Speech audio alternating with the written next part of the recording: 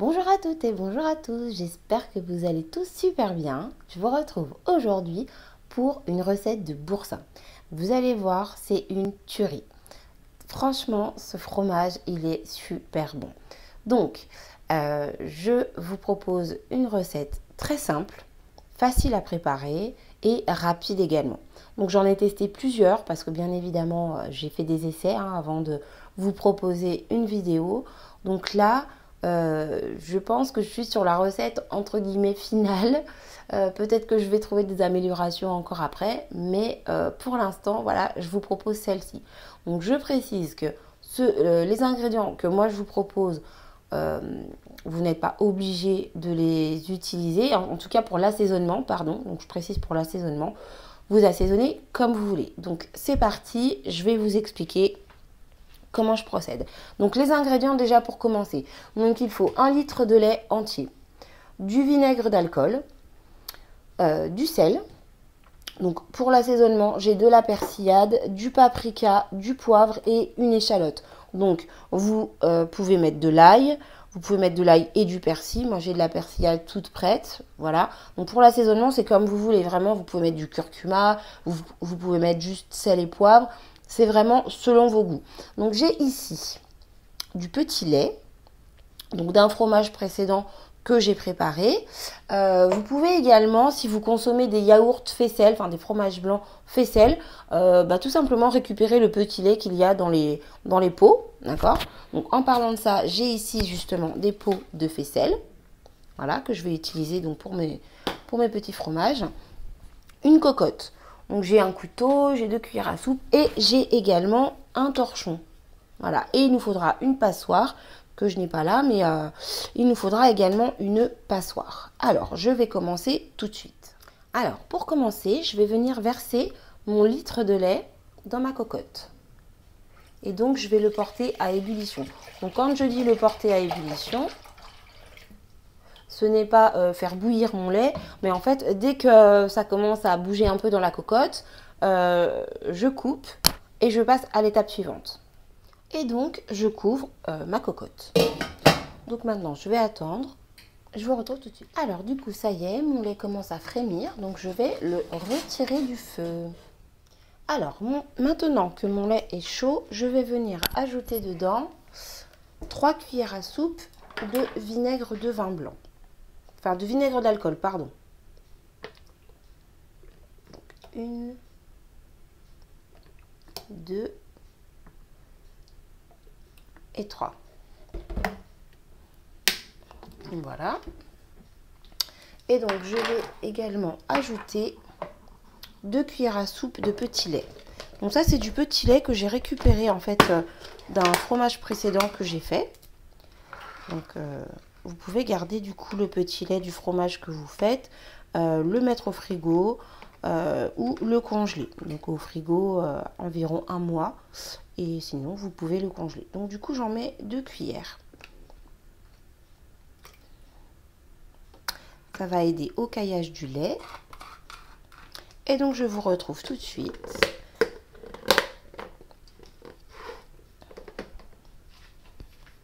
Sur ma cuisine. Alors maintenant, je remets mon lait à chauffer et je mélange bien.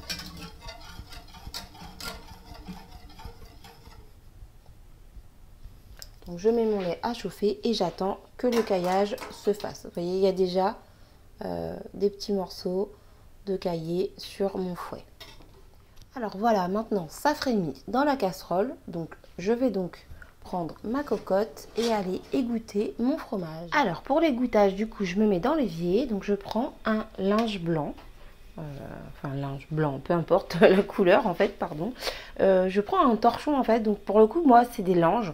Donc c'est un torchon mais assez fin. Même très très fin, je dirais.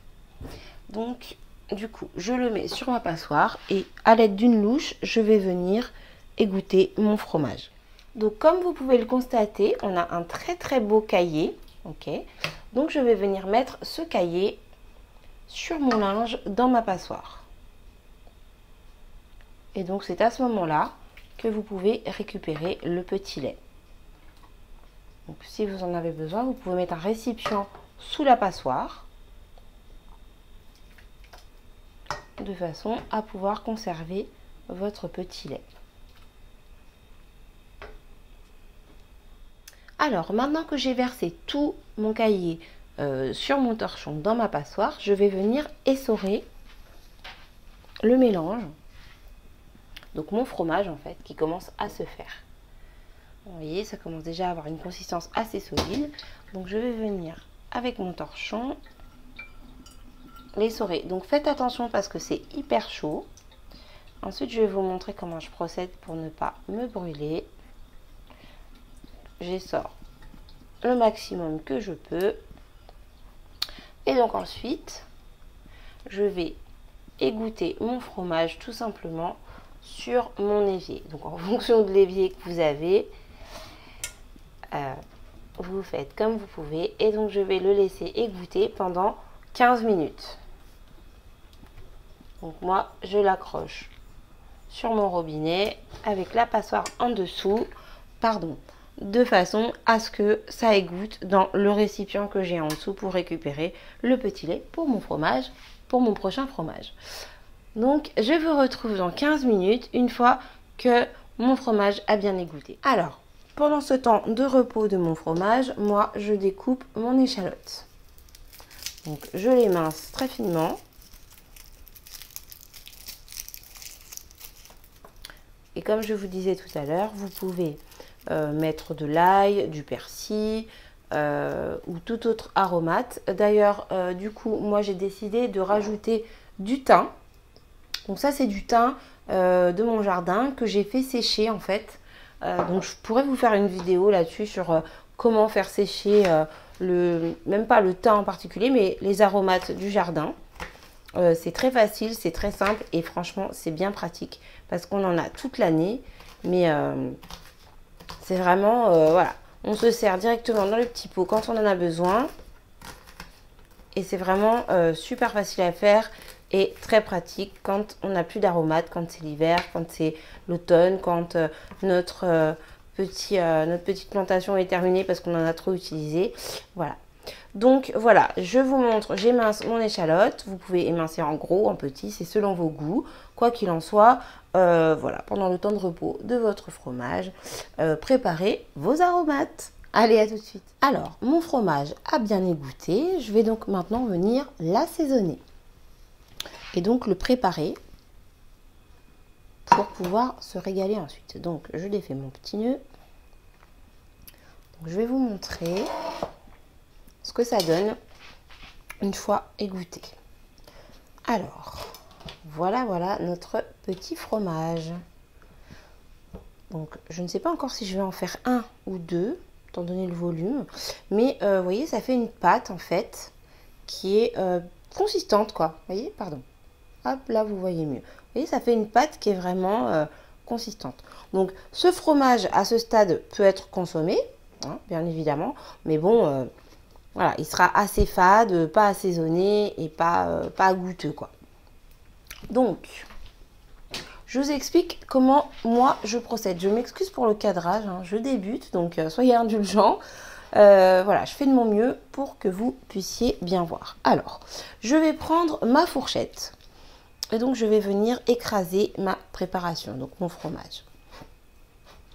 À ce stade, je tiens à préciser, si vous voulez un fromage nature, un fromage classique, un fromage frais mais nature, vous pouvez directement le déposer dans vos faisselles, d'accord, sans assaisonner. Et c'est au moment où on retournera le fromage que l'on le salera, si vous souhaitez un fromage nature.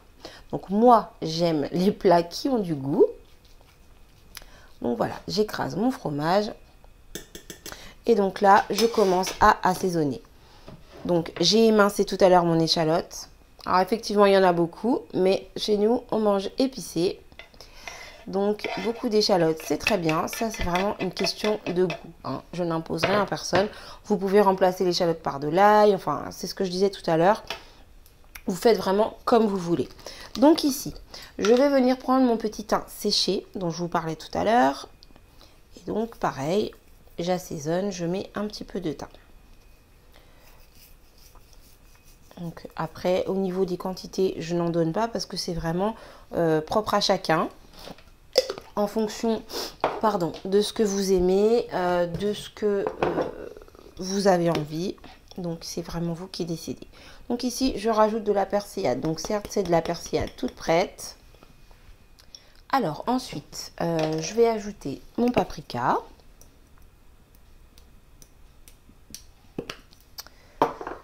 Voilà, un peu de poivre.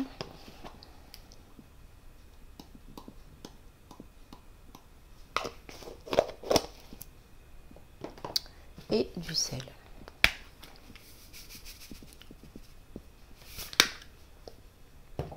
Ensuite, j'ajoute à tout ça une cuillère à soupe ou deux en fonction de vos goûts. Donc si vous souhaitez un fromage qui est plus crémeux, qui soit, vous voyez, plus voilà, très crémeux, vous pouvez mettre 2 cuillères à soupe de crème fraîche. Donc moi je vais en mettre 2 parce que je veux un bon boursin. Donc là je pense que je vais pouvoir faire 2 fromages parce que il y a pas mal de contenu. Donc je vais mélanger tout ça.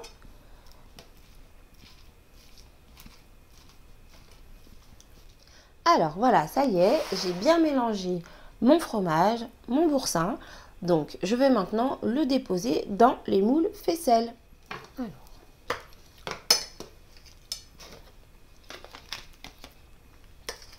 Je le mets dans des moules faisselle pour qu'il puisse égoutter si besoin. Et puis surtout, prendre une belle forme. Donc ma petite technique à moi, c'est de prendre une cuillère de lait pour bébé. Après, vous pouvez prendre tout autre ustensile que vous avez dans votre cuisine. Hein. Mais pour tasser en fait mon fromage. J'ai des grands ongles comme vous pouvez le voir. Donc c'est pas évident de tasser le fromage. Hop. Alors. Mon premier fromage est prêt. Donc je pense que je vais en faire que 2. Hein, parce que il y a déjà pas mal. Hop. Hop. Alors, je vais essayer de les faire égaux, de taille égale. Désolée pour le bruit de la cuillère. Et voilà. Hop. Alors, du coup, je vais tasser celui-ci aussi, vous voyez. Donc, il est bien coloré. Et comme je vous ai dit, vous assaisonnez selon vos goûts. Moi, je vous donne une idée recette. Après, vous faites à votre sauce. Tout le monde n'aime pas les plats épicés. D'ailleurs, j'ai rajouté un petit peu de piment pendant que je mélangeais. Parce que j'aime bien les fromages qui ont du goût. Donc, voilà. Donc, je dépose maintenant mes fromages sur une grille. Et je les laisse égoutter pendant encore 30 minutes. Voilà, nos petits boursins. Alors, j'ai oublié de vous dire que pendant ce temps de repos, je sale ma première face de fromage. Ce qui aide à l'évacuation de tout le petit lait et à la conservation du fromage. Voilà, à tout de suite. Alors voilà, après 30 minutes, mon fromage a égoutté. Je vais maintenant le démouler. C'est parti. Alors, dans mon assiette, je démoule mon fromage d'un coup sec. Et voilà, nous avons un magnifique petit fromage. Alors, du coup, hop, je vous repousse un petit peu.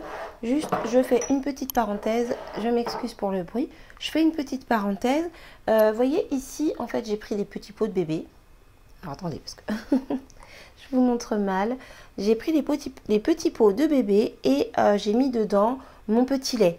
Donc ça, c'est des petits pots qui vont aller au congélateur. Et comme ça, la prochaine fois que j'ai envie de faire un fromage, je sais que j'ai déjà du petit lait d'avance et que je n'ai pas besoin de me soucier. Est-ce que j'en ai, est-ce que j'en ai pas, ou est-ce que je vais en trouver? Donc, j'en étais à mon fromage. Alors, celui-ci, donc c'est le premier. Donc, je vous le montre quand même d'un petit peu plus près. Je suis fière de mon fromage, je suis contente. J'espère que ça vous donne envie, que ça vous inspire. Donc, je vais l'assaisonner. Donc, je ne vais pas remettre de sel. J'ai mis du sel sur une face. J'ai mis du sel dans la préparation. Je suis désolée pour le cadrage. Hein. Excusez-moi, c'est le temps que je m'adapte. à faire des vidéos cuisine. Je fais vraiment de mon mieux. Donc, soyez indulgents. Merci.